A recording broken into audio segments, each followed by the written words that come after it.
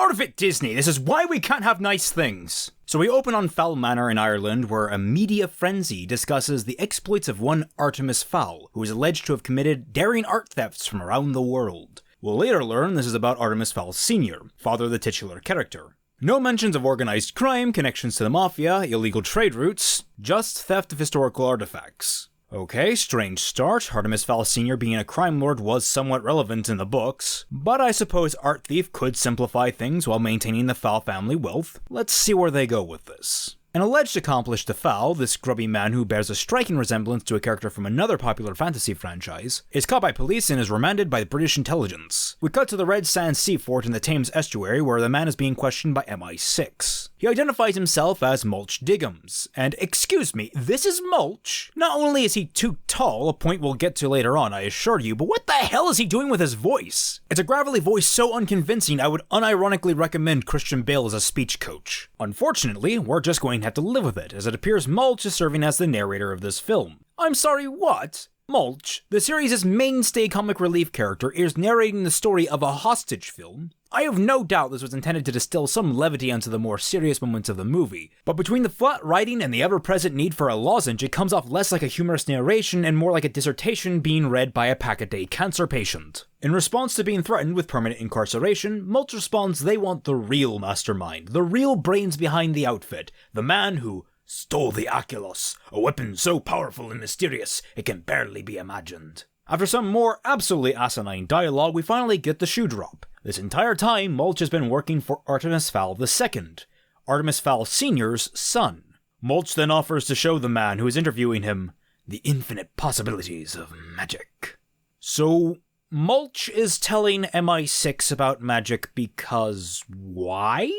We'll later learn the existence of fairies in the underground magical world is indeed incredibly secret and is one of the highest priorities to keep for any fairy that visits the surface. We gain no indication at any point in this film that Mulch hates his own kind or has any kind of motivation to reveal any of this to human authorities. In fact, as we learn near the end of the film, this entire framing device is not only unnecessary but unduly harmful to the thin dollar store glue that holds this popsicle house called a movie together. Mulch declares he's going to tell the agent the story of Artemis Fowl, and we cut to a young boy going surfing on the Irish coast. Well, this is lovely. The boy looks like he's having a wonderful time, but I'm not entirely sure where the connective tissue is between what we're seeing and the narration. They couldn't possibly be implying this is Artemis Fowl, the Artemis Fowl that crumpled into a heap when hit on the head with a single punch from a fairy smaller than him, the Artemis Fowl that struggles to keep up with anyone going faster than a brisk walk, the Artemis Fowl that is next to useless without his bodyguard's constant protection. No, the boy perfectly navigating turbulent ocean tides with the grace and persistence of a lifelong surfer cannot possibly be Artemis Fowl. This must be Apollo Fair, child athlete and opulent schoolboy. According to Mulch, Apollo loves Ireland except for school because he's incredibly smart. We will see in a short while here why that is a ludicrous notion, but for now let us entertain that he is correct.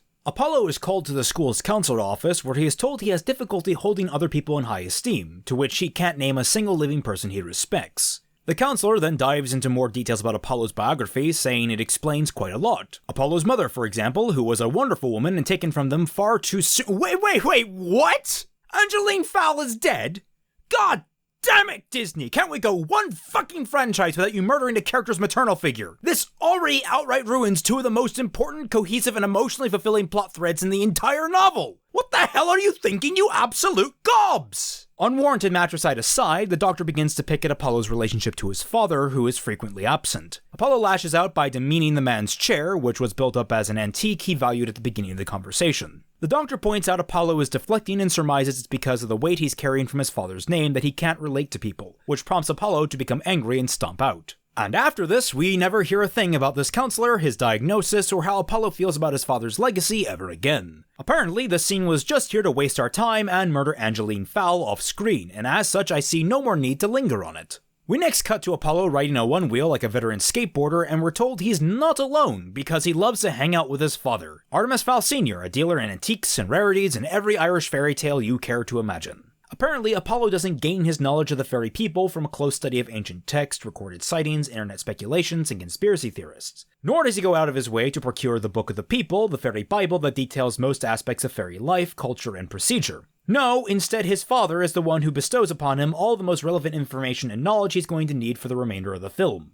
What the fuck? I'm less than 10 minutes into this movie, and it's already clear to me the makers of the film have no understanding what was so appealing about Artemis Fowl, both as a book and as a character. This is mostly due to the fact that both are inexorably linked. We can get down to the emotional aspect of Artemis's character later, but one of the most important elements core to his very being was his intelligence and his independence. Artemis was not just handed all the answers and simply put the pieces of the puzzle together. He took his own initiative, did his research devoid of direct prompting, and cobbled together a plan based on every element he could dissect and examine for the optimum outcome. These were skills imbued to him by a gruff, utilitarian father that valued the family motto Aurum est potestas, gold is power, above much of his own life. This mindset is what led Artemis to being so cold to his peers, but also what made him so effective as a character. His father passed on skills to his son that would one day help him find his own answers. He did not pass on the answers themselves. One of the key elements we'll find as the movie progresses is that Apollo relies almost exclusively on knowledge passed down from his father, robbing him of much of his agency as a character. Apollo need not seek out any information on the fairies, he is simply handed everything he needs to make a plan. A plan that...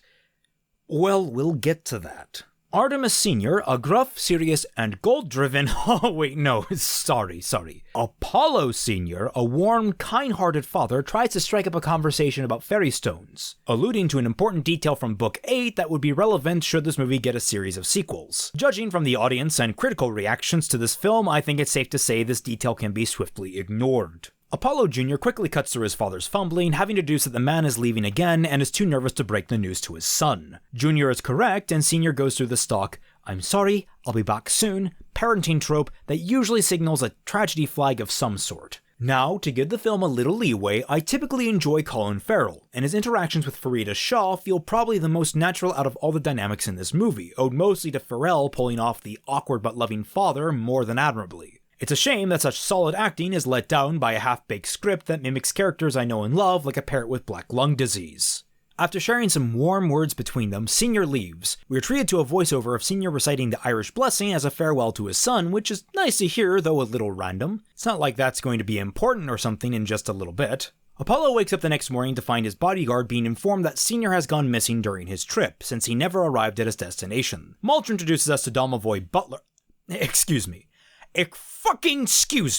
What did you just say? Did you just say Domovoy? He lets people call him Dom? He'll kill you if you call him the Butler? What? That's all anyone called him in the books! Most readers know him only as Butler! Especially people who only read the first 1 or 2 books! His first name was a well-guarded secret that was used as a de facto panic button when he was almost killed in Book 3! It was one of the most emotional moments for Artemis as a character, and now you've stripped it out of the story completely! And don't think I'm not going to comment on the casting of a black actor in the role that is traditionally a Eurasian man. I'm not a fan of casting actors that don't look role accurate, but I always hold back and remind myself that maybe the actor will be worth it. Sometimes the talent you need doesn't quite come in the package you expect, like Heath Ledger in The Joker. But there are several casting choices in this film that should probably have been reevaluated. Most damning of all being Butler. Not because the actor is bad, no. I think he's as effective as the script and direction will let him be. No, it's because the Butler family, in book and movie lore, is a long line of servants who have worked for the Fowl family as bodyguards and house hands going back as many generations as anyone can remember. With a Eurasian man, no one would blink an eye. But suddenly put a black actor in there and it begins to remind people of something else, now doesn't it? That's gonna be a yikes from me, Disney. Sure picked the best month of 2020 to release this film, didn't you? But back on point, Mulch gives us the rundown on Dom's skill set, and we cut inside where Apollo is learning on the news about his father's disappearance. He apparently went missing from his yacht in the South China Sea. Hold on a minute. The South China Sea? That's a 13-hour flight from Ireland, and he was found missing last night? He left midday. Could he have even landed there by nightfall? And this is a sudden call for a manhunt, all things considered. Sure, it's been discovered he might have been responsible for stealing the goddamned Rosetta Stone, but the fact they already tracked his movements and discovered the location of his yacht is ludicrously fast. Even more so because they've already cleared the yacht. Assuming they only launched the yacht when he was aboard, there's something like a 3-hour period where the authorities could have learned all that, made it out to where the yacht is, cleared the damn thing, and determined they needed to get the media involved in a worldwide search. Regardless, Apollo yells out, "My dad!" for some reason that escapes me, and Dom has to drag him out of the room because, the scene needed to be more dramatic? It's not like he was really holding onto Apollo all that tightly, because a second later he's running off to fetch an incoming call. What the fuck are you doing, Dom? Get your shit together. Oh, you have such wonderful eyes. Apollo answers the phone, and we cut to a base or lair of some sort in the mountains where our villain, this shadowy cloaked figure, is holding Apollo Sr. hostage, saying he stole something from them. They demand that Apollo, a 12-year-old, somehow find the Aculos, or he'll never see his father again. They set a 3-day deadline for him to find this MacGuffin and leave Apollo to explain the situation to Dom. When Apollo mentions the MacGuffin, Dom shows him a secret underground bunker where Apollo's father, father's father, and father's father's father all kept their secret collection of fairy artifacts hidden from the outside world. Excuse me? So not only has the entire Fowl lineage been in on fairy history, but Dom has also known this entire time? Truly the most secret of societies. Dom explains that Apollo's dad always shared his research but never his journal, which is what they have to look for now. Somehow, through logic that I've listened to about 20 times and still don't understand, Apollo figures out that the Irish blessing that Senior would say to Apollo before bed and when leaving is also a secret clue on how to locate where he placed his journal in a secret bunker that can only be opened by disguised fire poker key. Right. Okay, that makes sense. And before you go thinking the words of the poem are somehow the answer to finding it, it's not. They literally just find a shelf labeled Irish Blessing, open it, and find the journal disguised as a book labeled The Irish Blessing.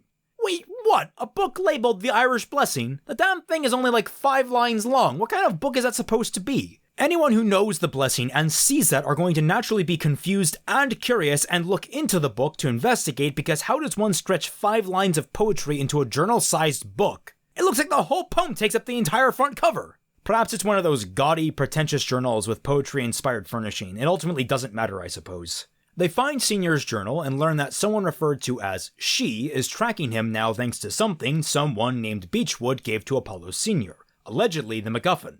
And we get some weird line reads from Dom here, like he's some kind of teacher guiding Apollo to find the answer.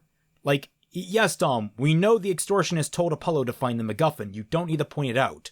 This isn't Dora the Explorer. Actually, I think that movie was better received than this one. That actually hurts my soul a little bit. Apparently, the MacGuffin had to be protected, even from the fairies themselves, so the only logical choice was to give it to a human art thief, who has no magic. Okay, maybe they'll explain that later. After expressing confusion over whether or not fairies exist, Mulch just straight up tells his interrogator they exist, and they have massive cities underground near the center of the earth. We're introduced to Haven City, which is beautiful and rich and detailed, and only in this movie for a grand total of about 5 minutes of screen time. What a fucking waste for one of the most visually appealing locales in this entire film. Also, Mulch's exposition irritates me here. I mean, it's been irritating this whole time, but in particular what he says is irritating. Who the hell is he supposed to be talking to? The audience? The interrogator? If it's his captor, how is he showing this guy anything? Can you imagine someone sitting at a table saying, "Welcome to Haven City," and just flapping his arms around like there's something to see? Man must look mental, and at this rate I'd be the agent questioning if he's a suspect worth keeping around. We meet our next main character, Holly Short, who is cast semi-accurately in that she has a cherubic face going for her quite well. Her skin isn't exactly chestnut in color, but in this film I'll take what I can get in terms of accuracy. She's walking off a tram in downtown Haven City and passes a news chyron that tells us the MacGuffin has been missing for just about 2 weeks now, and Beachwood Short is chief suspect in its theft. Wait a minute, Beachwood Short? Who the hell is that? There's Coral Short, Holly's mother who died prior to the series, but there's never been a mention of Beachwood. Are they adding characters now? Look, Disney, we already have enough problems to deal with without throwing new characters into the mix. You're making a grave mistake, so please stop while you're ahead. Or who am I kidding? It's not like they actually listen to anyone in the public opinion. I don't know, maybe they don't like making money after all. We get a few shots of exactly one city street in Haven because that's all the budget could afford to produce. Characters in fantasy makeup wander back and forth, doing normal people things, and it looks very impressive if not a little generic. I was hoping to see some goblins in here, but I'm not seeing any of them as far as I can tell, at least none like it described in the books. In a line of convicts being taken to a train, we meet Mulch Jacobs properly, who is bigger than the other dwarves. So big that he has to blatantly say, "We dwarves will have to watch each other's backs," just to make sure the audience gets that he's a dwarf. Apparently, he has a big complex about being, big, because the other dwarves don't think he's really a dwarf. I don't know why they added this. In the original books, he was normal sized for a dwarf. Maybe they sized him up so they didn't have to do any kind of crazy camera trickery or CGI to make him look smaller. Because that's what I want from my films, lazy craftsmanship. Hey, remember in The Lord of the Rings when they cast John Rhys Davies as Gimli and then just said, fuck it, dwarves are little bastards, but Gimli's a giant dwarf and 6'1". Yeah, neither do I. Anyway, the other dwarves challenge that he's even a dwarf, and surprisingly, all of their voices sound natural and clean, almost like they're not trying to put on a weird gruff accent. A couple of these droopy-eared bastards comment on how big Mulch's mouth is, and how he'll be treated at Howler's Peak, where they goblins are in charge. Oh, come on! What the fuck? Those are goblins? Excuse me, but goblins in Artemis Fowl have always been depicted as reptilian kobold bastards who need to lick their own eyeballs constantly to keep them hydrated. These tossers look like if one of the Green Goblins fucked a house elf. We've already got to deal with Budget Haggard here, now you're ruining goblins too? Oh, fuck off, film. He and Holly meet and exchange harmless pleasantries, and in fact we get one of the few very Mulch-like moments in this entire film where he compulsively picks Holly's pocket even while handcuffed. We get more shoddy dialogue, and then we're shuffled off to the next scene. This scene finds us in some sort of magma prison where the mysterious figure threatening Apollo comes to release a fairy by the name of Briar Cudgeon. And really, Briar Cudgeon is already in jail. For what? What need did you have to put him in jail only to have him released? To indebt him to the figure, his fairy godmother? She's apparently pulled some strings to get him back into the LEP Recon, a unit of law enforcement fairies we'll meet here shortly. She recruits him as a spy to ensure nothing gets in the way of Apollo bringing her the MacGuffin and threatens him with death if he fails. We cut to the Lower Elements Police Recon, or LEP Recon for short. Let recon! Oh, come on, LEP Recon sounds way cooler. Holly makes it to an assembly of officers. It is here we are introduced to Commander Root, played by Judi Dench, who apparently walked off the sets of Cats with a hairball still stuck in her throat. Seriously, what is it with this movie and deep gravelly voices? It's completely unnecessary. Though I will say, of all the characters to have a deep gravelly voice, it'd be Root. Just Judi Dench? Not someone like J.K. Simmons, or Morgan Freeman, or Sean Connery if you could drag him out of retirement. Hell, even Danny Trejo would have been an interesting pick, but Judi Dench with a throat infection. Okay, I mean, I won't knock her. She's a superb actress, but she goes to waste in this role and ends up cutting one of the best thematic elements from the original book. And oh yes, we're coming to that, I promise. Root gives a dramatic speech to the police force about the MacGuffin still being missing and the importance of its recovery, and it's a speech that is in serious need of a redraft considering how much it suffers from as you all know syndrome. I do love how she says, "See it and report it," like one of the beat cops are just gonna walk by an alley and find it in a pile of refuse and goblin snot. It's also here that we get the rule to protect the secrecy of the fairy realm at all costs. That's going to be interesting considering what happens at the end of this movie. Holly approaches Root for a private conversation saying she has a lead on her father at the Hill of Tara, and Root forbids Holly from investigating. I should probably also mention that Root rides around on this silly lightning Segway thing, because Judi Dench suffers from reverse Keanu Reeves syndrome and I just assume her perpetual oldness is finally catching up to her. Root gives Holly the advice of not making the situation personal, asking her to leave the MacGuffin to the other members of LEP Recon. Normally I'd wait, but I think between the name and this conversation it's easy enough to put two and two together. Beachwood Short is Holly's father, and he's the man who supposedly stole the MacGuffin before the beginning of the film. Now I might be asking, why did they add this to the story if he didn't exist prior? Other than to give the MacGuffin away to the surface for Apollo Sr. to find, with the casting of Judi Dench as well as many other female LEP Recon officers, Holly was left without an initial character arc. You see, Commander Root in the novel was originally written as a man, and Holly was notably the only female LEP Recon officer. As a result, she was under constant scrutiny, and Root gave her no slack, pushing her constantly to not just be a good officer, but the best officer to set a good example for future women entering the field. By recasting the role to Judi Dench and allowing for a number of female LEP Recon officers to appear, the movie needed to give Holly a new motive for the impetuous elements of her character. And thus they invented Beachwood Short, the man who steals the MacGuffin from the fairy people and thus allows the story to treat Holly as a traitor by proxy. This means now, instead of being motivated to prove equality between the sexes, or at the very least that some women can work competitively alongside men in dangerous fields, she is now directly motivated by a man and not by principle. It's amazing how every time they diversify their cast, they only end up making things worse, and I promise you, it's not over yet. So we cut back to Ireland, where Dom has decided to call in backup. Someone well-trained to help protect Fowl Manor, someone that can understand a 12-year-old. A second 12-year-old. Juliet Butler, his younger niece. You made them uncle and niece? Okay, I guess that works alright. But yes, he calls in Juliet as reinforcements. Now that Angeline is straight up dead and later scenes have been modified, this begins and ends Juliet's relevance to the story. From this point forward, I will refuse to acknowledge her existence and the audience will be none the wiser. Back with Apollo, he figures the MacGuffin is somewhere in his house but doesn't know where, so he needs to bring in a fairy to find it, and what he pulls up is an image of a dwarf. At this point, I don't even know if it's worth pointing out the differences in plot points between the book and film. I'm still going to, mind you, because this is my video and I'm allowed to be angry about this, and I feel like bringing you all along for the ride. Apollo says that the fairies will help them, if they're given some kind of persuasion, and makes plans to kidnap a fairy his father wrote about who visits the tree at the Hill of Tara on a somewhat frequent basis. Mind you, he has less than 2.5 days to find the MacGuffin. They've made no mention of anyone actually searching the house, mind you. They've simply implied at best some level of searching has been done. But it's very obviously a large house that is proven to have several secret nooks and crannies that could probably be discovered by someone just looking each room over very carefully. But fine, Apollo needs the fairy's help to find where his dad stored the MacGuffin. Not very smart for a supposed child genius, but I guess I shouldn't hold Apollo to the standards that I hold the real Artemis Fowl. How rude of me. He also makes remarks that the fairy language isn't just a new language, it's also encoded, which both makes no sense and is the last time you'll hear Apollo talk about fairy language in detail. Supposedly, fairy language was encoded by this gentleman, Foley the Centaur, who is the resident tech support for LEP Recon. You will notice the gentleman they chose to play him is Indian. Let me repeat that.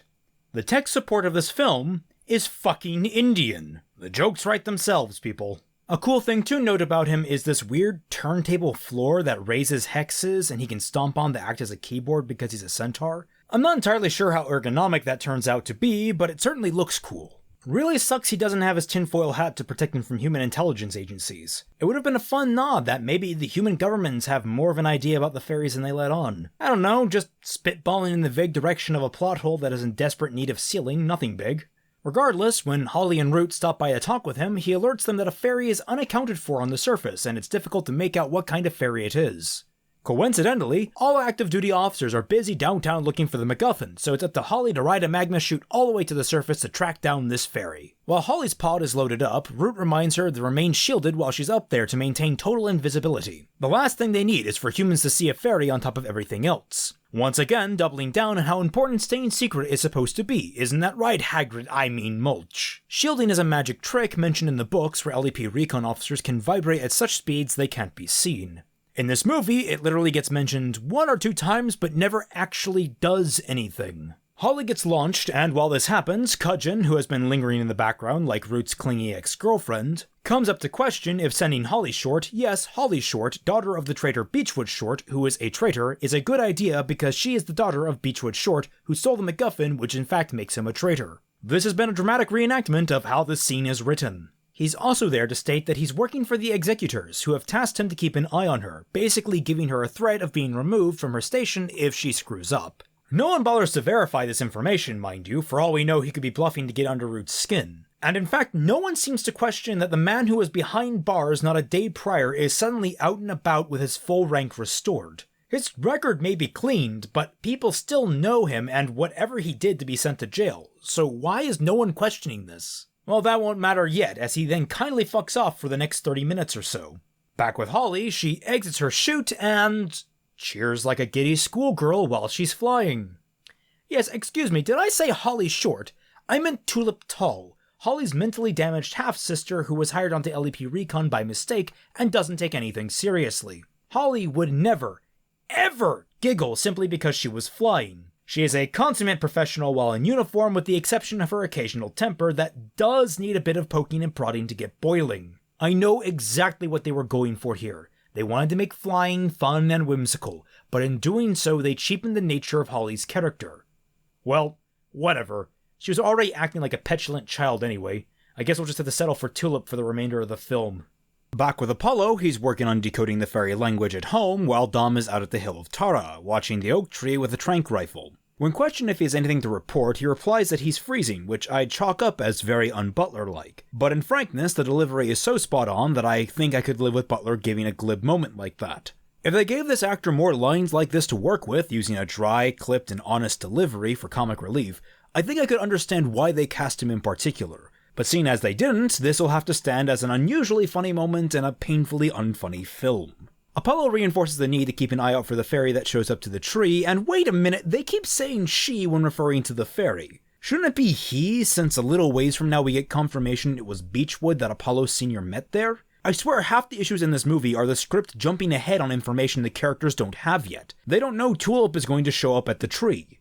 When Dom asks what Apollo's plan is, Apollo just says to keep waiting, which is bullshit on many, many levels. Those eyes are just so blue. Back with Tulip, she follows the trail of destruction left in the wake of her mark, and is told to contain that thing until Memory Wipe arrives. She arrives at Martina Franca, just in time to witness a troll grab a small child.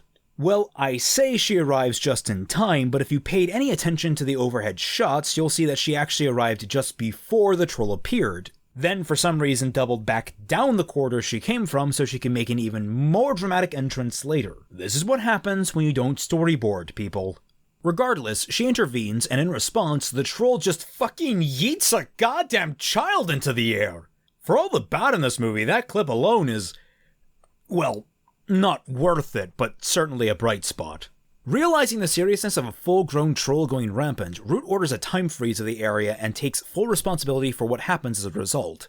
Against orders, Tulip heals the girl, completely ignoring several people who are either now dead or grievously injured because the troll just chucked them through a catering table.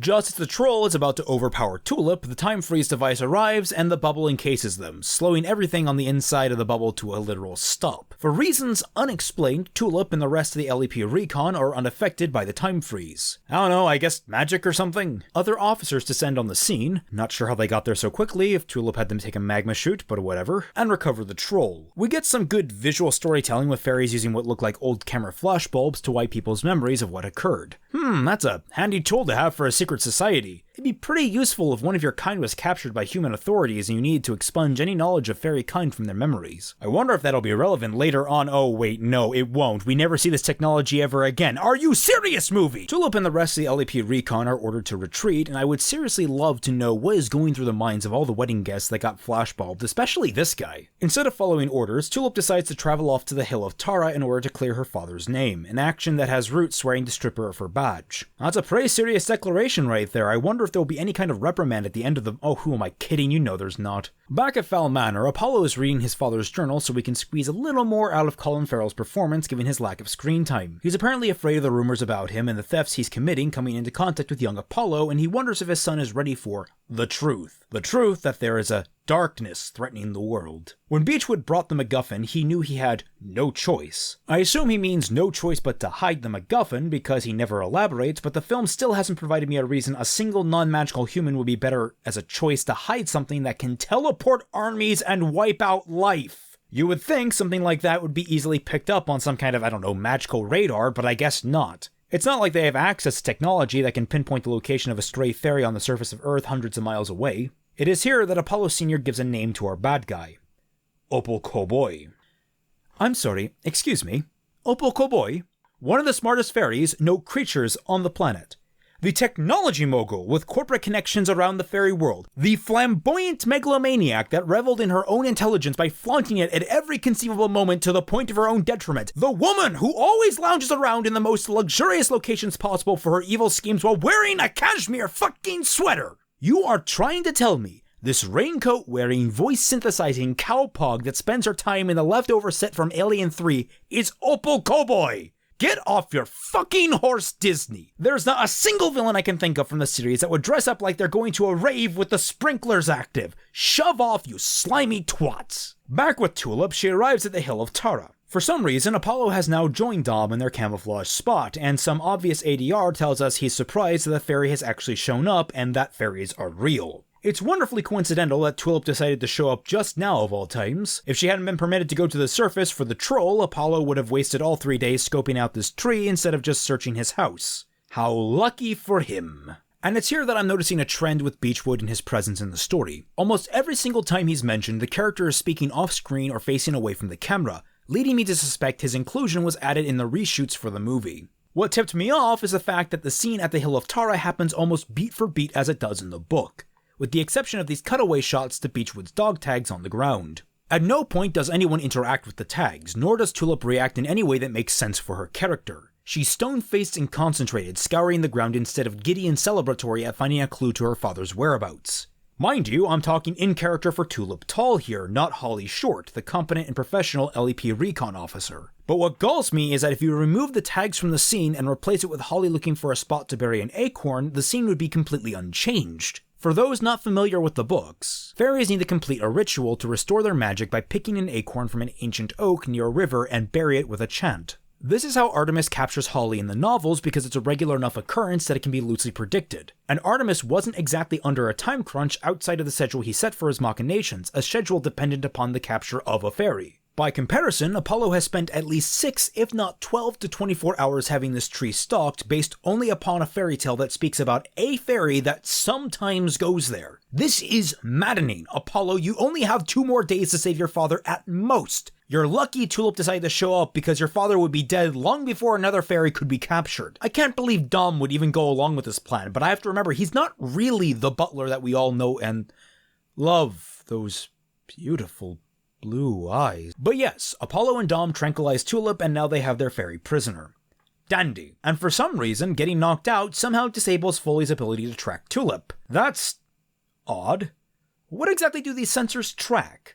You would think the radars and the like would be tracking the equipment Tulip has on her, much like Holly in the books, but no, apparently it tracks consciousness.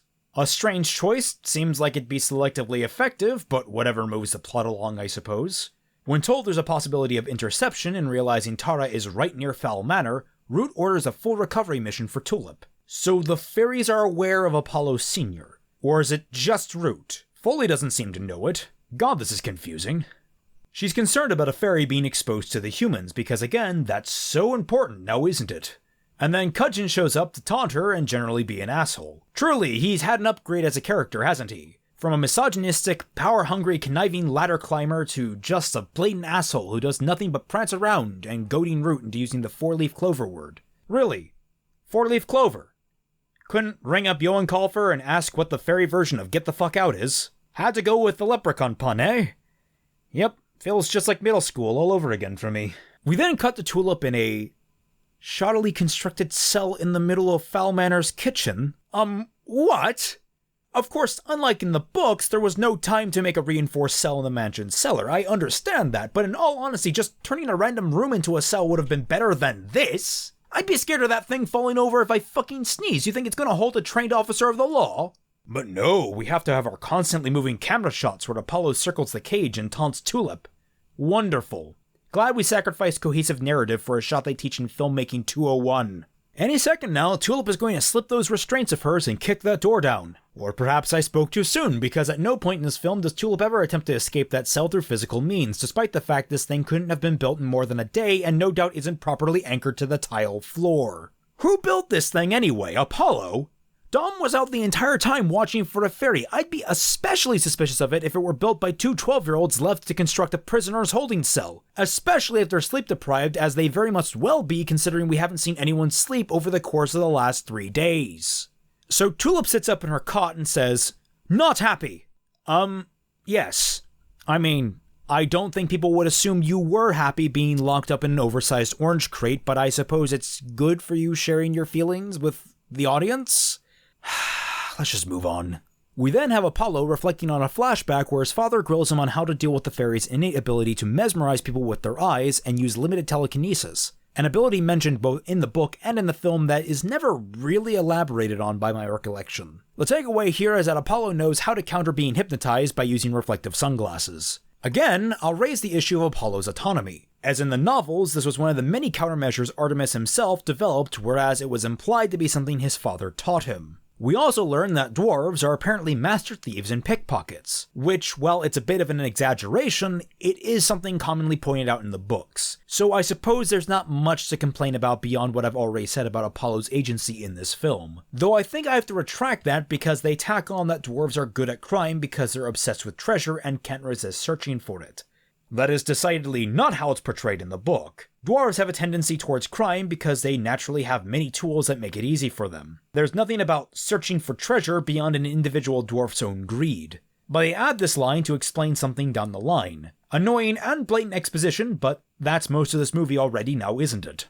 We finally get Tulip being confronted by her captors, and she immediately attempts to use the mesmer, which fails because Apollo gave everyone reflective sunglasses.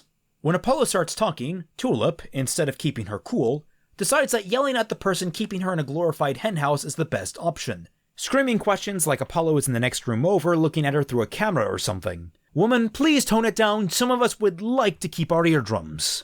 Regardless, Apollo reveals he can read Gnomish by telling Tulip her name, and wait a minute. She makes a big deal about her equipment being in Gnomish, but if we look at her father's name tag, it's very clearly written in English first, then in Gnomish. Wouldn't hers logically follow the same pattern? Why would they even write it in English to begin with? Oh right, for the audience. Remember, we're marketing the story about kidnapping and extortion to children. We can't have the kiddies confused, now can we? Apollo officially invites Tulip into his home, and because she's under his roof, she has to abide by his wishes. Fair enough, that was something from the books, but I don't recall anything like that being set up earlier in this movie. Especially with how it likes to go off at random points to have Mulch tell us weird tidbits of fairy culture. It's almost like having some kind of, protagonist narrator who could easily explain things to the audience and a voiceover might have, simplified the learning process and completely negated the need for stilted exposition. But what do I know? I'm just some schmuck on the internet. Not like I write books for a living or anything. Not like I take my time honing my craft and studying the adaptation of stories between medium. Professionals wrote this movie, and they get paid the big bucks now, don't they? No, people like me have to subside on the nice people over on Patreon keeping me alive. Don't bother throwing me any money. No, I'm not deserving of it. I can't offer you much except an exclusive community that's open to voices of all kinds in a private Tundra Discord server, where you personally get to interact with myself, FamtanFalling, and Dashi Lee. Instead, you should all rush out and give the $7 or so you could have spent on me to Disney Plus every month so you can get quality content like this made by professionals after all. What? No, I'm not bitter. Why do you ask?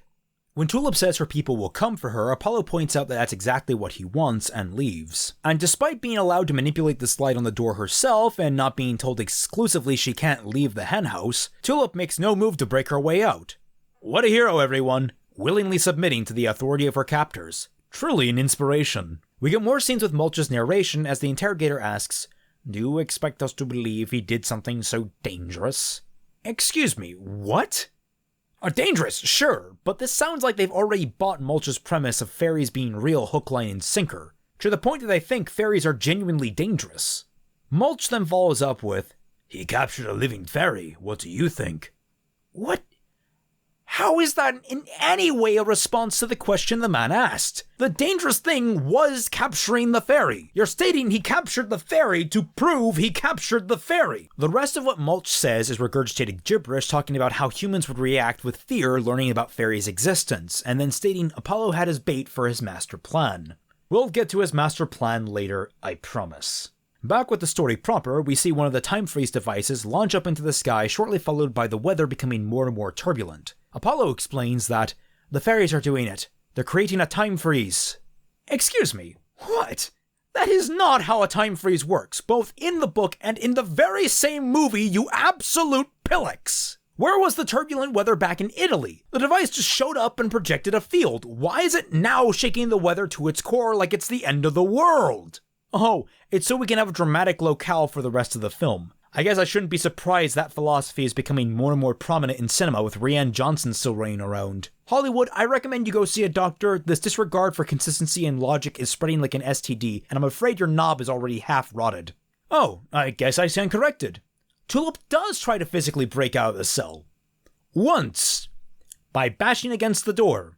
The one element of the structure that would be most heavily reinforced. Come, on, Tulip! Go for one of the corners, or at least one of the walls that look like a window. Those always have the least structural integrity. I took 1 semester of shop class, and I can point to at least 3 points I'd try kicking at before trying the door, and I don't even have time to examine the damn plates like you do. Apollo comes back into the room with Tulip to collect some of her tools, saying he's eager to meet her friends. She says the fairies don't negotiate, and he won't even see them coming. This will be laughable for a number of reasons shortly. Please stay with me. We then follow Apollo and Dom as they walk down the hall, playing with Tulip's weapon like a toy they know how to use. It transforms into a number of shapes, and when it transforms into a sword, Apollo says, "On guard." Luckily, as we have established, this is Apollo Fair, not Artemis Fowl, or else I'd have even more character assassination to complain about. Back with the fairies, Root tells Foley to get the time freeze up and running, and specifies it needs to freeze the outside only, not the inside. She needs that to be alive so that she can talk to that kid.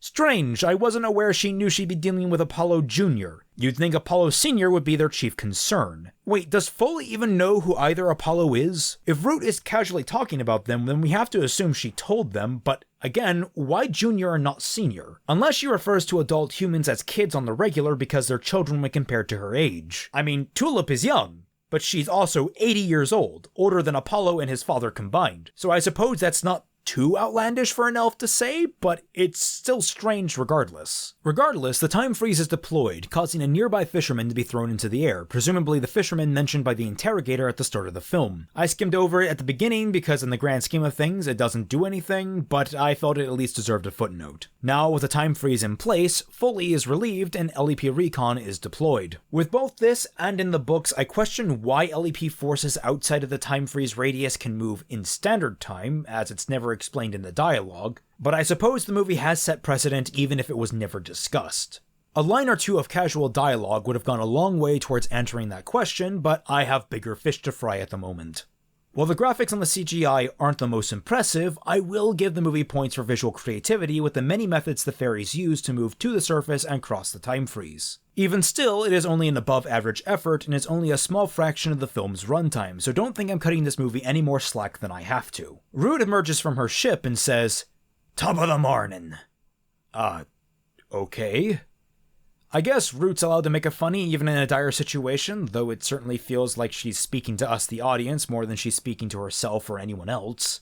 You'll note this is a problem shared with other elements of the film, like the narration. Apollo and Dom note that they're coming for her, because the movie understands how many brain cells it's managed to kill up to this point, and know the audience is not but a pile of drooling apes that need to be reminded of simple logical connections. Also, they have this conversation while atop the lighthouse, which can be seen from the beach and surrounding area quite prominently. Hell, you can see the two quite clearly in the last wide shot of the invasion. What exactly is to stop a single fairy sniper from killing them? They don't even know if Tulip is alive at this point. They could be under any assumption, about Apollo's motives, making exposing yourself to the fairy army that just rolled up onto the shores one of the most damnably stupid decisions on the planet. Oh, but it's not the most damnably stupid one. There are plenty more made throughout the run of this film, believe you me. Apollo then says, "I'm going to need the suit." And now, only 45 minutes into the Artemis Fowl movie, does the titular character actually put on a suit.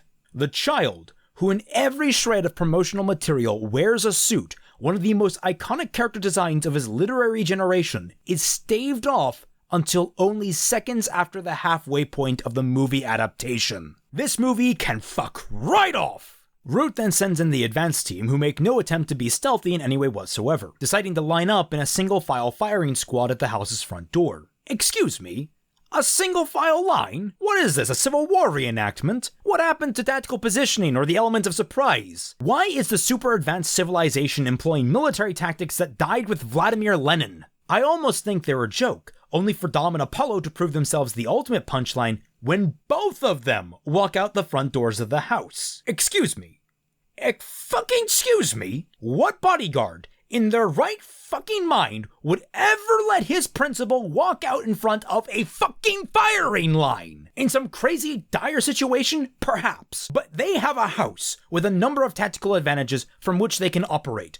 Why go outside at all? Open a fucking window, yell at them or something from behind the door. Of all things, do not present yourself as a fucking target, you absolute wankers! For context, in the novel, a similar scene occurred with Butler walking into a fairy advance team. The differences here, however, are numerous. For one, the fairies were cloaked. You know, that thing that was mentioned once and completely forgotten about almost immediately in the film? So they didn't need to stealth traditionally. Even then, when they approached the house, they still utilized tactical positioning like modern military or police units. The counter to this was Butler wearing Holly's helmet that had been modified by Artemis to see through the cloaking magic. This allowed him to perfectly plan around their tactical advantage and take up the group in a matter of seconds. On top of this, Butler's only motivation was to press the fairies to the negotiation table following their rules, as discovered by Artemis in the fairy book he decoded. Oh yeah, the fairy book never gets a mention now, does it? It still astounds me the level of fuckery on display for fans of the source material. Anyway, the point was that Artemis planned to extort the fairies out of gold and needed to present a strong hand. Here, Apollo has no reason not to simply extend an open invitation to negotiate to the fairies. He actively needs their help in order to stop Opal and save his father. To cap things, we have no reason to believe the fairies won't just retaliate with a frontal assault once their advance team is wiped out. He could literally tie a note to a brick, throw it out the window, and possibly solve the whole plot in the span of an hour through negotiation without any harm coming to anyone. Even Tulip would come out of this mostly alright. Most they did was drug her and give her the budget Guantanamo treatment. But regardless of all that, Apollo and Dom step out onto the porch. Dom asks if Apollo is scared, and Apollo responds he prefers scared to dead. And for fuck's sake, why are you on the fucking patio, you complete taffer?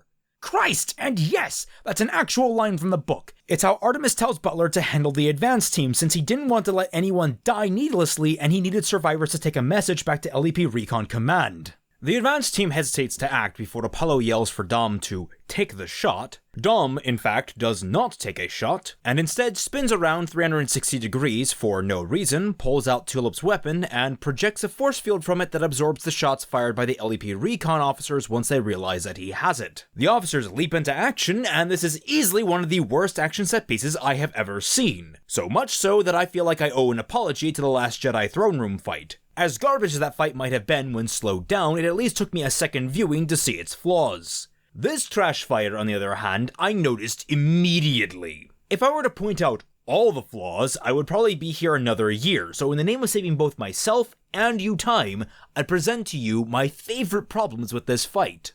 In the first cut of the fight, an LEP recon officer teleports into a headlock from Dom. After throwing that officer off of him, he deflects incoming fire and somehow manages to grab a second officer, completely unseen, and chucks him down the patio steps. During this, the previous officer completely disappears from the frame, despite being very noticeably unconscious. He will remain vanished for the rest of the fight. Dom then somehow grabs hold of a third officer completely off screen and holds him as a body shield while one-handing Tulip's weapon. A fourth officer somehow wound up on the ground next to Dom, allowing himself to be tripped while in slow motion. While this happens, Apollo manages to grab a fifth fairy to throw off his aim and prevent him from shooting Dom. However, if you actually look at where he's aiming, you'll see he would have missed anyway. Also, instead of firing in the direction the weapon was pointed when the trigger was pulled, the energy from the fairy's rifle follows the barrel as it moves, making the shot go even wider. The fight then ends when Dom seamlessly turns the bow staff version of the weapon into a bow and arrow and snipes the fucking time stop device,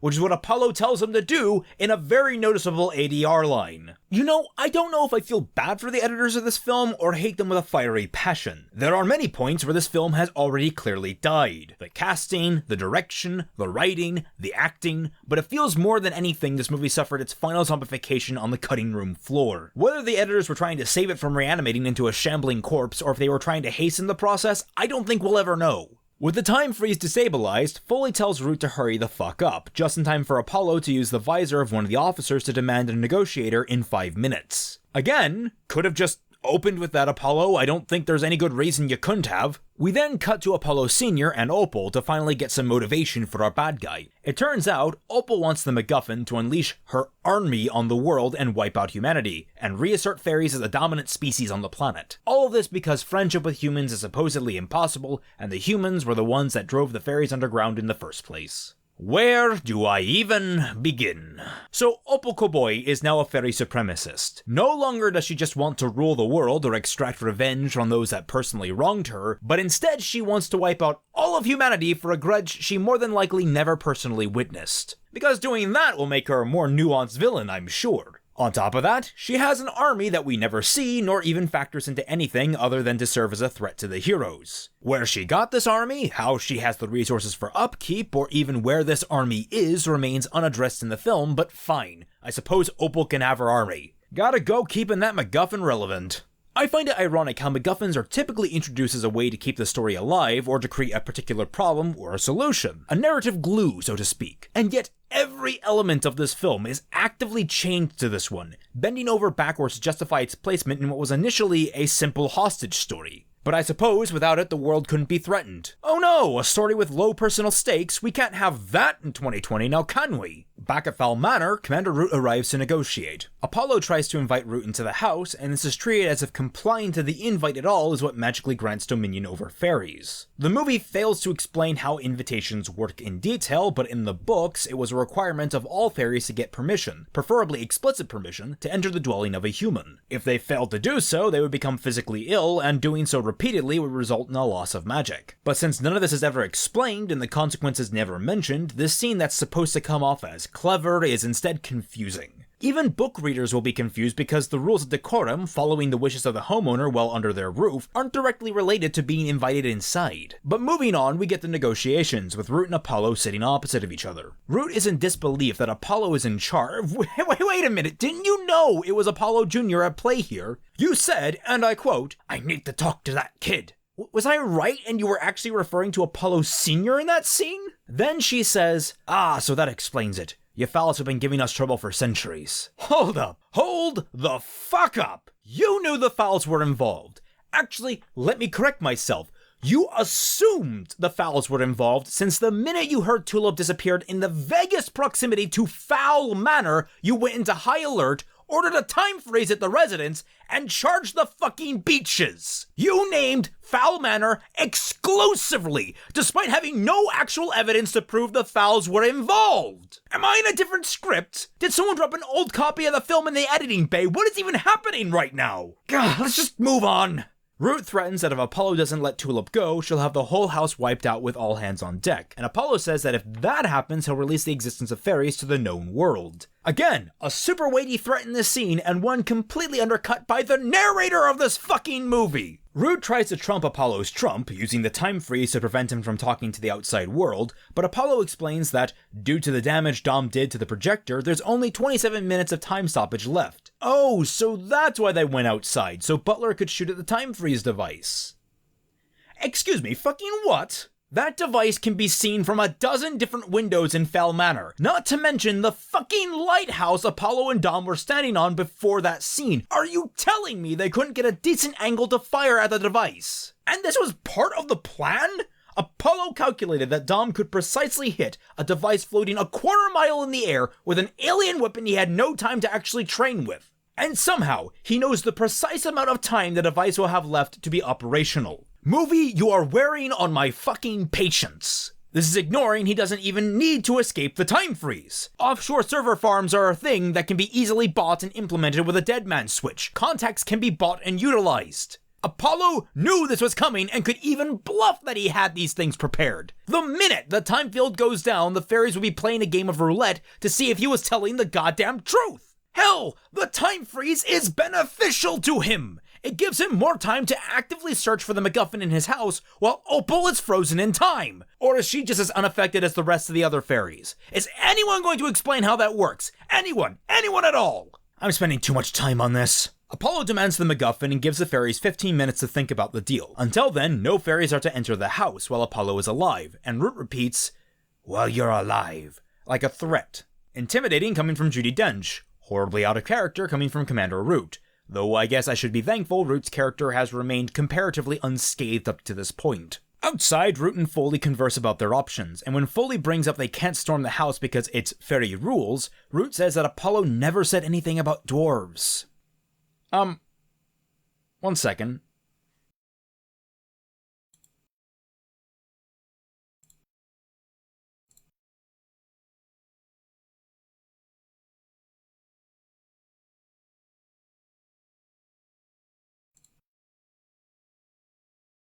Yep, okay, it's official. Dwarves are no longer fairies. Good to know.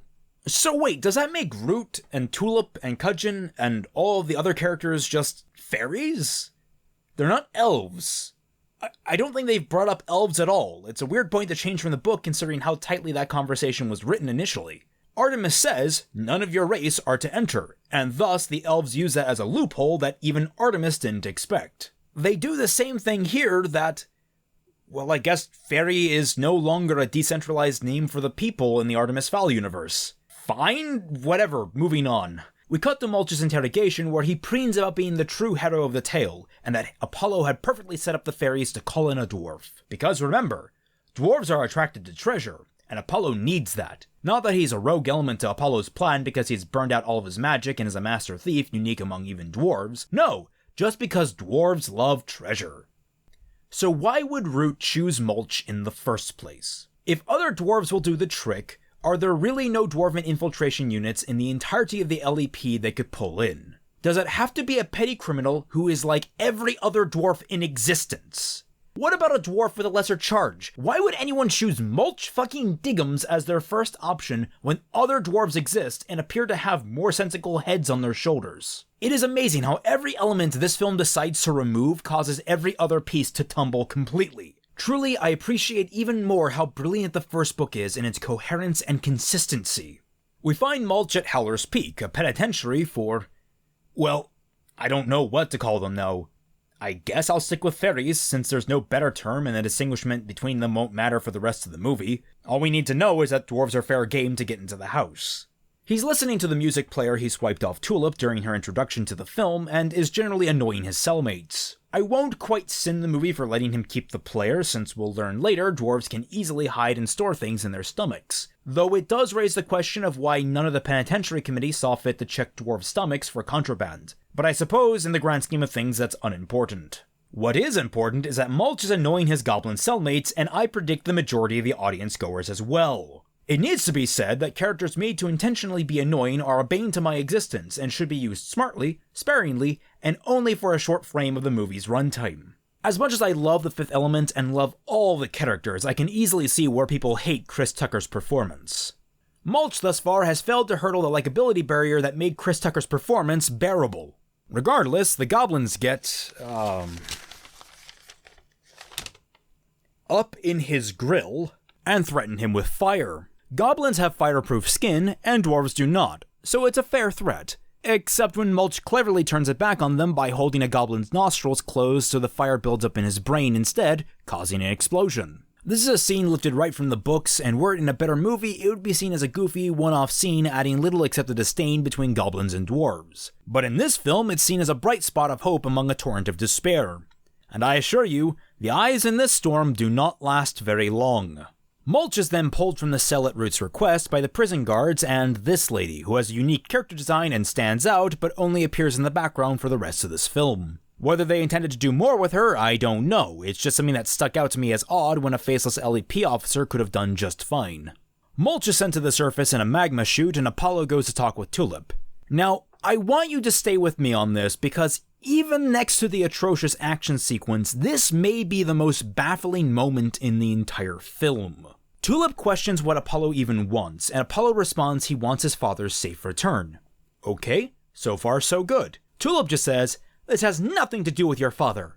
Which, okay, presumptuous, but we've already established Tulip isn't the brightest cookie in the Keebler tree. She then goes on to say he's enjoying this with his little smirk and sunglasses, that he thinks it's a game. Okay, fair assumption. Apollo isn't exactly handling this like a reasonable person would after all. Not sure what else a normal person would guess. Apollo then responds that it's not a game to him, that his father was kidnapped. And instead of putting some dots together that maybe Apollo is being extorted, Tulip responds, "My father is dead." Excuse me? I'm not seeing the connection here. Apollo has basically just stated his father has been kidnapped, thus explaining his motivation for doing any of this. And instead of offering any sort of reasonable understanding, asking further questions, trying to work out how her imprisonment and Apollo Sr.'s kidnapping might be related, she just shouts that her father is dead. Actually, wait a minute, something just occurred to me. How does anyone beside Apollo Sr. know that Beachwood is dead? Where did he die? How? Did someone dump his body somewhere for the fairies to find? This is treated like common knowledge, but if he died out on the hill of Tara, as his dog tags seem to imply, that would probably have tipped the fairy authorities off to the MacGuffin's location. But then this conversation between Tulip and Apollo gets weird. And I mean weird. Apollo suddenly asks Tulip, "Can I trust you?" Can you trust her? You barely know this girl! You literally kidnapped her, stuck her in a cage, taunted her, and held her ransom! No, you absolute snibble whiffler, you can't trust her! What on God's green earth made you think you could even ask that fucking question? It's not like you've gone through a traumatic experience together, you've literally been imprisoning her against her will! But then she says, "You'll have to. You have no choice." Excuse me, what? What is even happening right now? You'll have to. You have no choice. Yes, he has a choice. Did these two have an entire conversation we didn't get to see? I would have to assume that's a scene that got cut because suddenly these two are acting like they're in this together. If Apollo actually explained the situation, then maybe this moment would be warranted. But up to this point, they've been nothing but bitter enemies. There is nothing to indicate any level of trust between these two, and he's taking off his glasses. Baller. Well, there we are. Movie's over. Tulip will use her mesmer on him and escape. The fairy forces can retreat and Apollo Sr. will be killed by Opal. Is what should have happened. Instead, Apollo asks how her father died, and she explained he was killed on the hill of Tara, ambushed by another fairy. So people did know where he died. Does this mean Root knows how he died? No one put two and two together that maybe the fairy that stole the MacGuffin might have given it to the only humans who know the existence of fairies that live not a handful of miles away from where he died. No one suspects the Fowls might have the MacGuffin. Surely Opal did, and that's why she launched her kidnapping venture, but how could the police be so rock stupid? And if they knew her father had died on the hill of Tara, what exactly was the new lead that Tulip was talking about at the beginning of the film? Is she the only one that knows where he died? Why didn't she tell someone? If that's the case, how did she even learn where he died? I swear to God, I'm having an aneurysm. So instead of escaping, the two figure out that Beachwood Short and Apollo Sr. were working together to hide the MacGuffin from bad fairies. This is treated like a stunning revelation when anyone with a map and knowledge of current fairy events could figure it out, but okay, big revelation time. They bond because both their parents are said to be criminals, but both of them affirm their dads aren't. Of course, this ignores that Apollo Sr. has quite clearly robbed multiple museums, and Beachwood thought a non-magic art thief would somehow keep the MacGuffin safer than a magically reinforced fairy vault. Though I suppose if Beachwood managed to steal it, it wasn't very secure to begin with. Now that I think about it, how did he manage to steal that thing? Back with the fairies, the time freeze is down to 60% integrity, and Mulch arrives to be debriefed by Root. They have what gets close to being an actual humorous dialogue, though the only one that managed to get me to laugh was the one stolen from the books directly, and done much better there. Root offers to cut jail time off Mulch's sentence if he tunnels into Fowl Manor and retrieves Officer Short. Please note the specificity of those orders, it will become very relevant very soon. But a reduced sentence won't cut it for Mulch.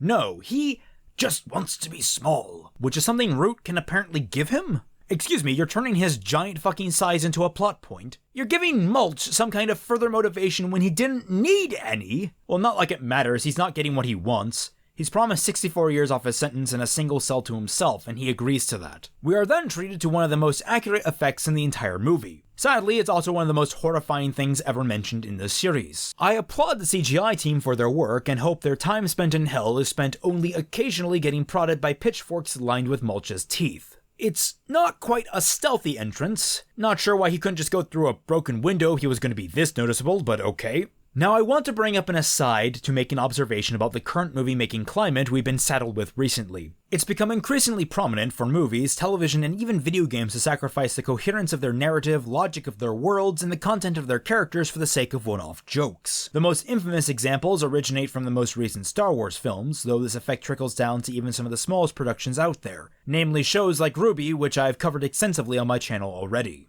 I am afraid to report the film adaptation of Artemis Fowl does not break from this mold. Spit in the sea at this rate, admittedly, but it still stands with how the dwarf tunneling under the house emerges on the second floor of a mansion behind a portrait. What is this, Scooby-fucking-Doo? And that's not all, as in fact, the portrait gallery is exactly where Mulch needed to go in order to push the plot forward, because in no time flat, he finds the portrait of Artemis Fowl behind which is a safe. How convenient and obvious. Wait, wasn't your job to find Tulip and nothing else?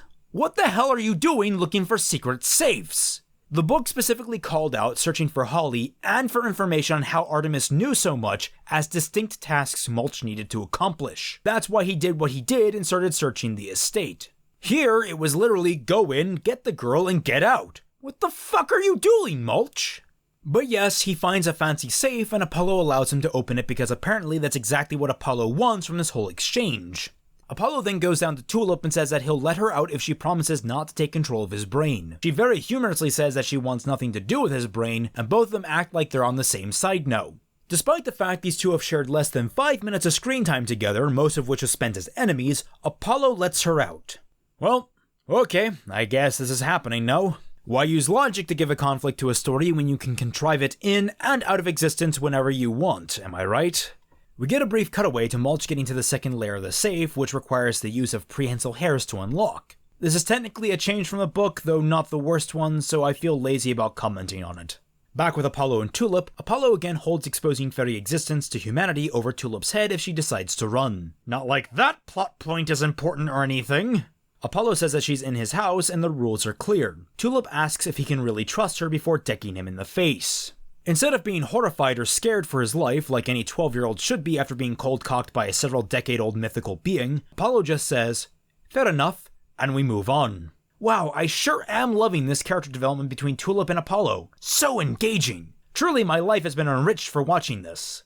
Tulip then suggests they go find the dwarf, and we cut to Mulch opening the safe properly, this time with his beard hairs. Cracking through the last layer reveals the MacGuffin, which catches all the LEP forces watching completely by surprise. We hear Tulip say, "Step back, Mr. Diggums," and in the next cut we see her and Apollo just walking right up to the vault. Excuse me, did we just skip a scene?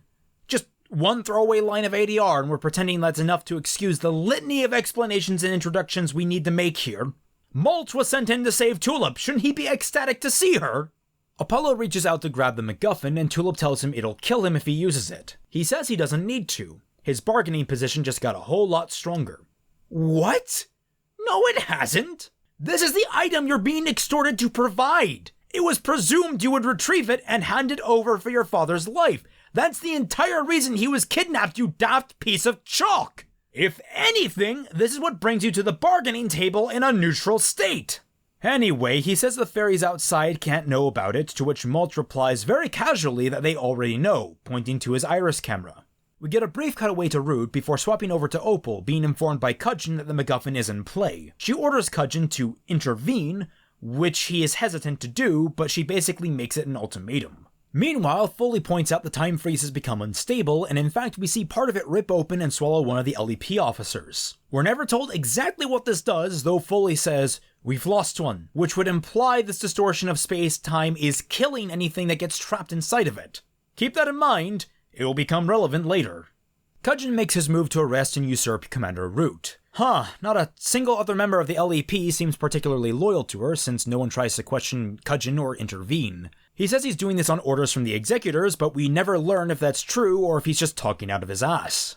Predictably, Root says, "You don't want to do this, Cudgeon," to which he responds, "I should have done this a long time ago." Excuse me, what? You were in prison until just yesterday, you tartwaffle. At what point could you have done this? Back when you were properly in the LEP before you had a criminal record? You were, and still are, just a major. The only reason you have the ability to do this now is because you supposedly have executor backing, which no one seems to have cared to vet. Ruth then, uses something in her coat to blast people back, which leads to a total of 0 officers shooting her for resisting arrest.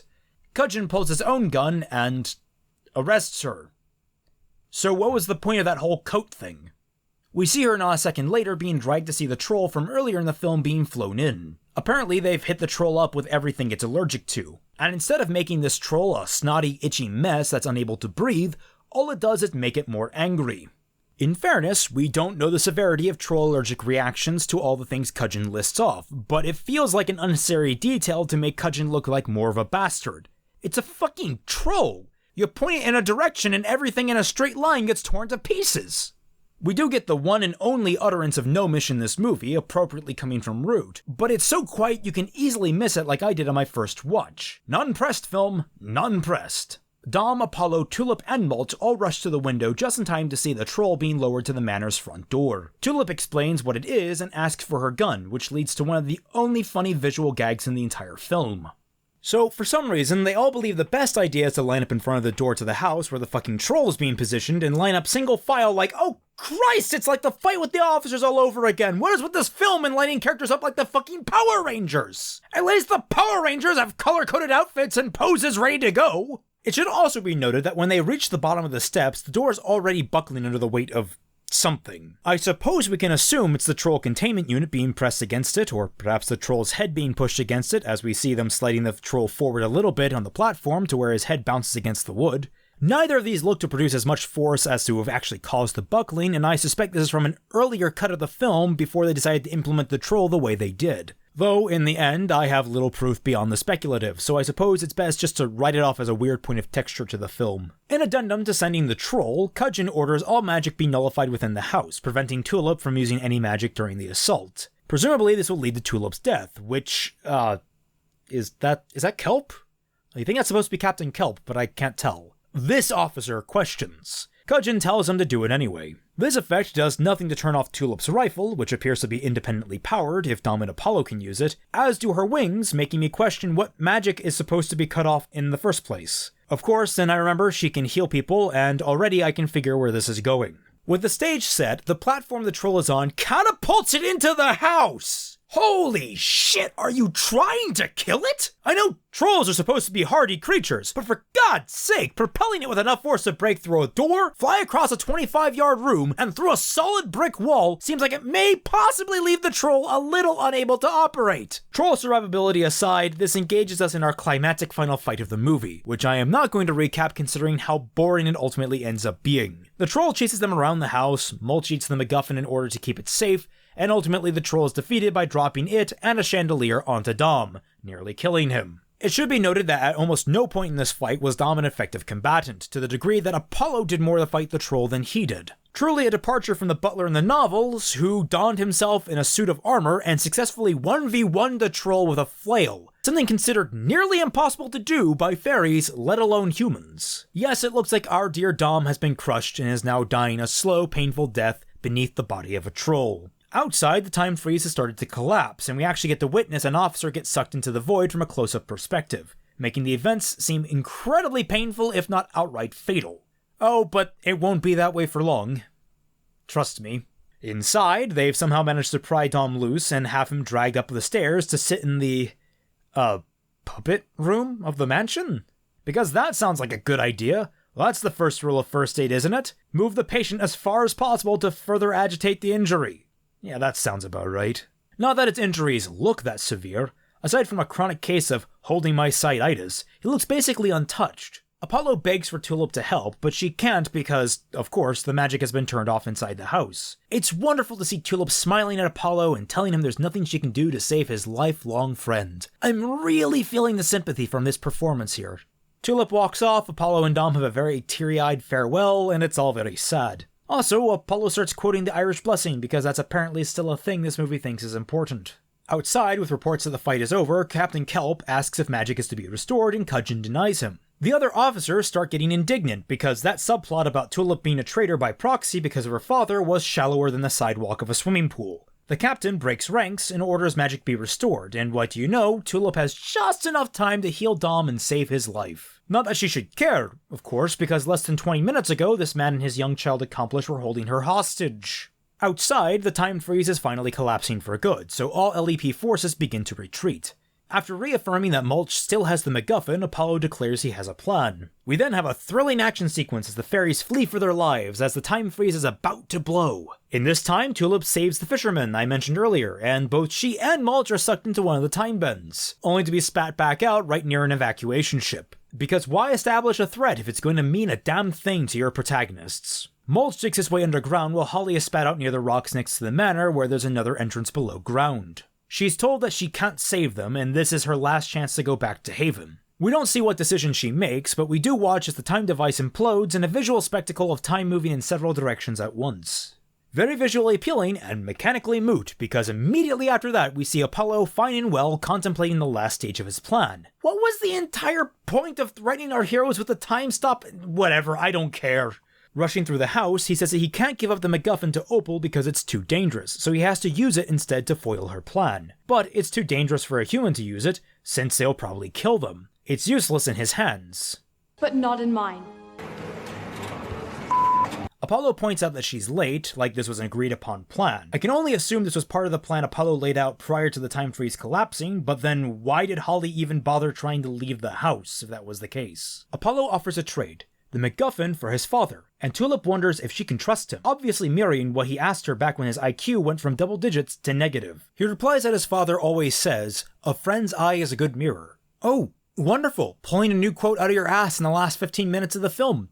That's always a good sign. She asks if they're actually friends, and he responds that they are. Gag me with a spoon. Movie, you can't just pull a friendship narrative from thin air, it needs to be built to. There's this thing called character development, you may have heard of it. You may want to look it up sometime, I assure you it'll be very enlightening. Whatever, Tulip and Apollo are forever friends now, fine. They rush to do whatever they plan to do, and we cut to Opal's evil lair, where Opal is going down to taunt Apollo Sr. and kill him for his son's failures. Meanwhile, Tulip performs a chant to activate the MacGuffin in a last-ditch effort to bring Sr. home, and oh god, what is with this editing? Whoever uses these choppy frames to slow down a scene, please calmly walk off a tall cliff. This is nothing but ugly, and I can see little artistic value in keeping it around as a practice. The 8-cut fence jump from Taken 3 has more worth than this garbage. At least that was funny to watch. This is just embarrassing. It looks like they're going to be too late to bring him back, and when the process is done, there's a brief fake out that it failed. But of course, when they go to check his dad's secret lair, they find him safe and sound. Father and son embrace, and we cut to Opal Koboi doing her best Darth Vader impression. Apollo introduces his father to Tulip, and he explains how much of a hero Beachwood was for giving Apollo Sr., a normal human, the most powerful item in fairy history. He also passes along a list of Opal's accomplices, pretending for a minute that this movie is going to actually warrant a sequel. If it wasn't so funny, I'd almost find it sad.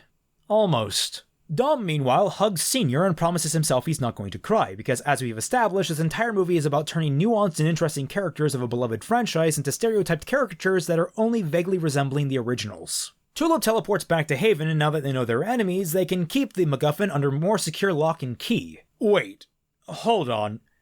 Beachwood had that list of accomplices on him when he left. Why? If all the LEP needed was to know the names of the accomplices, did he steal the damn thing and take it to Senior? Why didn't he just give the list to Root directly? It's almost over, let's just get through this. Tulip and Root have a conversation layered with generic platitudes like, "This world needs more fairies like you," and "It's not a perfect world, but it's our world." Blech. Root then assigns Tulip to track down every name on that list and investigate their connections to Opal. Because that's how you treat someone that's broken almost every protocol in order you've given them multiple times. You give them a fucking promotion! Tulip walks off and finds a small gathering of LEP recon officers that applaud her because she found the MacGuffin. Yay! Her sense of worth has now been validated because she did the thing. How wonderful! Too bad we got almost no taste of that subplot this entire movie in order to feel good about it at the end. We get one last shot of Haven before returning to Fowl Manor from the start of the film, where media attention is still being lavished on them. Excuse me, yes, I have a question. Was it just coincidence that Apollo Sr. was outed as a criminal, or did Opal plan for that? How come Mulch was arrested yet Apollo and his father haven't been? Was it really just to set up this garbage framing device? Was that the only reason? You can't just set this shit up and not follow through.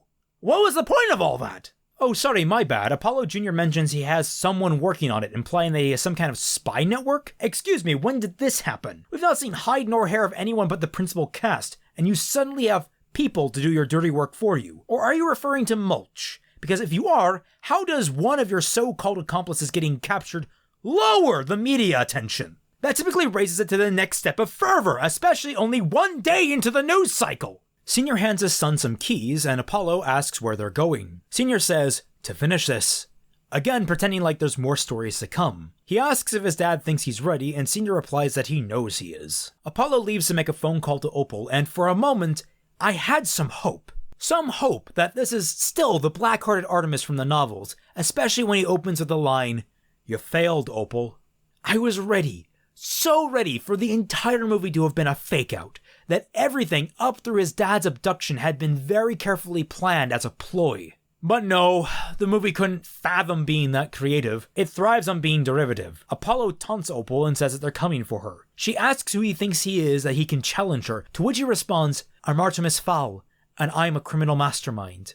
Excuse you? How the fuck do you think you're a criminal mastermind? The only thing criminal about this film is the brutal and unwelcome deflowering of my childhood by hands that clearly didn't understand the materials that they were given. Throughout this whole film, our protagonist pulled only one criminal act, and that was knocking out Tulip and dragging her back to the manor. Everything after that is easily argued as justifiable self-defense in the face of foreign hostilities, even if it was part of the plan. A plan, mind you, that was ludicrous from the start. In summation, Apollo's plan is as thus. His father is kidnapped and held hostage. He is given 3 days to retrieve the MacGuffin or his father dies. By all available records, he learns the MacGuffin is somewhere in his house. He does not search his house thoroughly for hidden compartments and chambers, such as a hidden study or a vault behind an obvious painting. He devises the plan to lure a dwarf into the house so that the dwarf can find the safe where the MacGuffin is kept and unlock it for him. In order to achieve this, he waits for days on end, burning precious hours he could be searching the house to kidnap a completely different type of fairy, which he holds hostage in order to lure in the LEP recon. In no way does he actually try to contact the LEP, he just assumes that capturing a fairy will bring the LEP knocking, even if something stupid happened like her transponder went dark because she fell unconscious.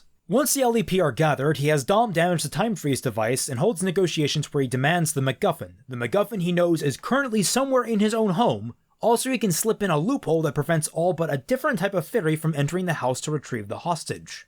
Assuming they'll send a dwarf and not say a goblin or a troll to kick his teeth in, he assumes they'll deviate from any plan which would result in the hostage being rescued to seek out treasure in the house. A house filled roof to basement with precious antiquities, and happen upon the hiding place of the MacGuffin they didn't even know was there to begin with. After this, he will somehow convince the dwarf to hand over the MacGuffin and that the fairies will take no violent action to kill him before he has the chance to trade with Opal, with whom we can assume he did have some kind of convoluted plan to guarantee she'd uphold her part of the bargain. Jesus Christ, movie! A character develops a plan in order to solve problems, not create them! Fine, let's assume he needs a dwarf to find and unlock the MacGuffin. Okay, why? Oh, why did he not simply think to ask the LEP for help? He learns that this artifact is not only one of the most sacred items, but also a fucking key to the fabric of space-time! He sensibly chooses not to let it fall into Opal's hands, and I'd give him the benefit of the doubt and assume that he made that decision the minute he learned the thing could teleport entire armies. Perhaps kidnapping Tulip was his only avenue of contacting the LEP. Fine, there doesn't seem to be much way to contact them otherwise. Though maybe he could have looked more thoroughly in his father's study for something that he could have gotten the job done with more efficiently and with less assault. Regardless, let us assume kidnapping Tulip is a necessity to open channels to the LEP. Following that, explain the situation to Tulip, invite a negotiation force in without damaging the time freeze, work out a deal to bring a dwarf in to find the MacGuffin, lay down ground rules about violence and theft to prevent it from falling out of his hands, and you're set! Not the best solution, mind you, but Christ, is it infinitely better than what we ultimately got! Back to the final leg of the film, Apollo walks in slow motion through the remains of his house to the helicopter waiting for him and his father, like this movie proved he was some kind of badass. He has in no way earned this. He is not a badass. He is a complete tool. We cut back to Mulch, where the interrogator has decided to stop entertaining his fanciful tales. Knowing that he can be bought, they offer Mulch a deal, so they can capture Apollo Sr. and he can walk. Mulch proposes a counter-offer that he walks, and the government stops paying attention to any of the fowls. Of course, the man is confused and asks why they would do that, and Mulch says, "So you can sleep at night knowing the fairy tales you tell your kids remain beautiful dreams and not living nightmares." What? What the fuck are you talking about, Mulch? I'd ask if you had your head up your own ass if I thought it could fit. He says to thank the fowls since they keep the peace? You mean the piece where multiple officers got swallowed by the fucking ether, or where a fisherman was horrifically traumatized, or where genocidal race supremacists almost got their hands on a world-ending superweapon? Fuck off with this movie! Mulch then explains he got captured on purpose on Apollo's instructions because then they'd have to believe him about fairies being real, to which Mulch bares his fairy ears and his dwarven ability to unhinge his jaw. Out from his stomach, he pulls a tracking device that Apollo had built for him. Seconds later, a ladder bursts through the fucking sunroof. There's a fucking sunroof on your interrogation platform inside the fucking interrogation room where the prisoner is being held? Mulch climbs the ladder and we find it's attached to the same helicopter we saw Apollo and his father take off in. Mulch climbs in, Apollo asks if he's ready to get back to business, and Mulch and Apollo get a salute from Tulip, who is flying beside the helicopter. Again, like with Tulip, I have to assume this was an arrangement made before the time freeze broke, though it doesn't answer why Mulch is suddenly willing to work alongside Apollo despite not really having any connection to him throughout the entire run of the film. There's no explanation of how Mulch knows all the vital details of what happened before his entrance to the story either, which I must presume somehow both Tulip and Apollo told him, even the parts they weren't present for. And since it was never addressed in the myriad of ways it could have been, we are left to assume that MI6 and presumably other intelligence agencies shortly thereafter are now aware of the existence of fairies beneath their feet. No doubt this will inevitably leak to the world, and the rest of the world will descend into chaos when they realize the grand insignificance humanity plays on the universal chessboard. We are offered no resolution or solution to this inevitable outcome. Instead, we are left to stare in horror as Mulch declares he loves his job and they all fly into the sunset. The end.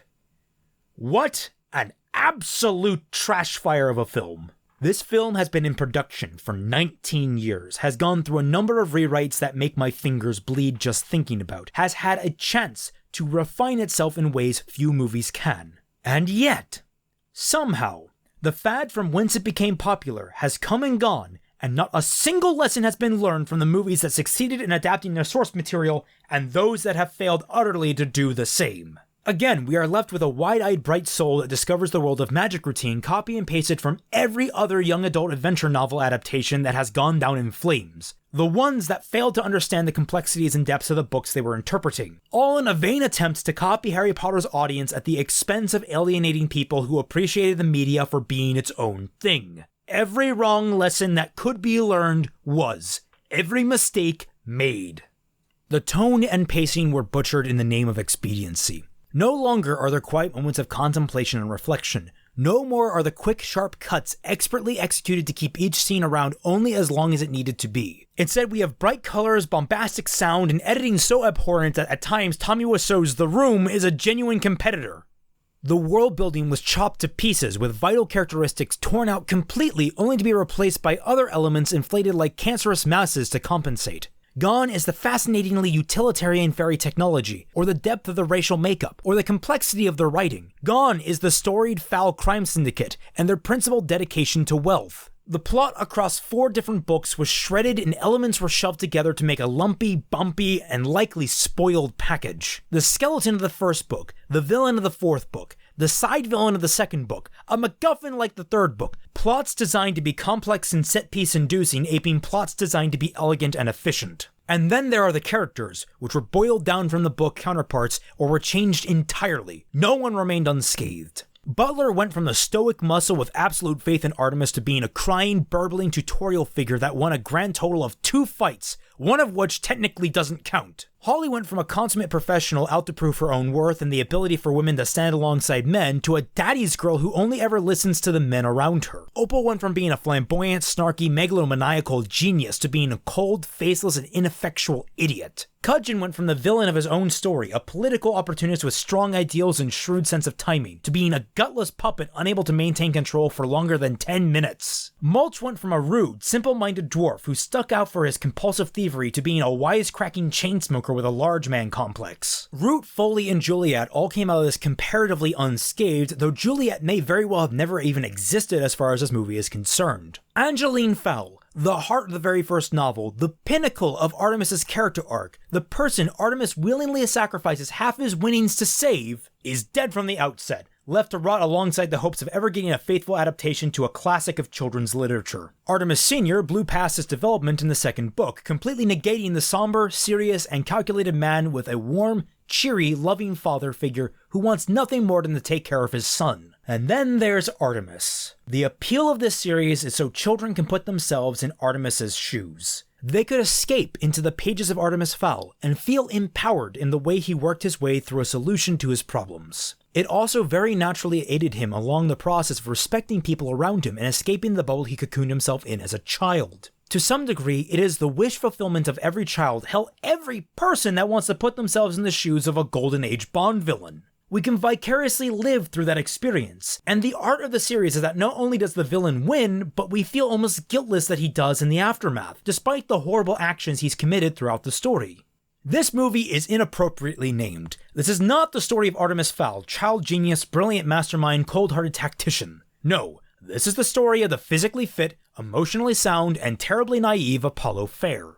Not once throughout this film do we glimpse the real Artemis Fowl. Not once are we treated to the experience of being a villain, and with its major appeal removed, this movie becomes more hollow than the standard straight-to-DVD fantasy fare that came out in the wake of the Harry Potter franchise. All of this melts into a stew, so repulsive I'd hazard a dog wouldn't lap it up, let alone an adolescent child with their growing sense of tastes. It is all at once too pandering and too convoluted, too complex and too ergonomically streamlined, too faithful and not faithful enough. Disney, maybe, just maybe, we didn't like Artemis Fowl in spite of him poisoning a fairy with holy water. Maybe we didn't like it in spite of blowing up a fishing trowel even though an innocent life was on board. Maybe we didn't like it in spite of holding a young woman ransom for gold. Maybe, just maybe, we liked the book exactly because he did all those things. Because Artemis was a fascinating character to get behind the mind of. Because the lore and the mechanics and the plot all played off each other seamlessly. Because we were shown something we couldn't get somewhere else at a time where we were being bombarded with rowling copycats from all directions. Next time you swallow up a property, maybe reflect on the reason that property is popular in the first place. So in conclusion, fuck Disney, fuck every executive that stuck their grubby little hands into this pie, and fuck this Darvit film! I've been Raymond McNeil, the Celtic Phoenix. Catch you all on the fucking flip side!